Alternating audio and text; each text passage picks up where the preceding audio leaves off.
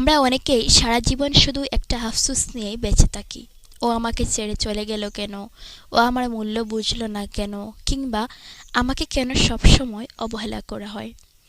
আজ একটা কথা মাথার ভিতর ঢুকিয়ে নাও, তুমি নিজেকে সস্তা কোনো বিকল্প অপশন বানিয়ে ফেলো না, যে কেউ চাইলেই তোমাকে বেছে নেবে আর ভালো না লাগলে ছুঁড়ে ফেলে দেবে।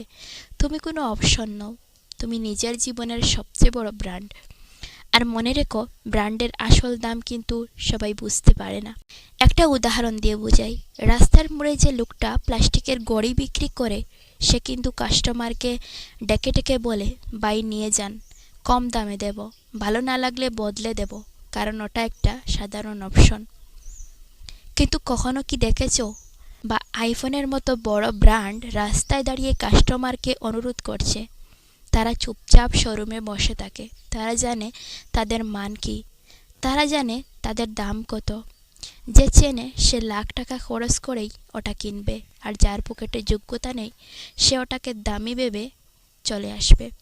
ঠিক তেমনি আলিয়া ভাটের গাঙ্গুবাই সিনেমার একটা বিখ্যাত ডায়লগ আছে, যখন সম্মান আর অহংকারের মধ্যে কোনো একটাকে বেছে নিতে হবে, তখন সবসময় সম্মানকে বেছে নিও।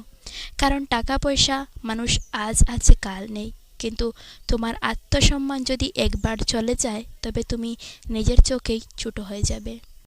তাই যারা তোমার মূল্য বুঝলো না, যারা তোমাকে অবহেলা করলো, তাদের সামনে গিয়ে কাঁদার কোনো প্রয়োজন নেই।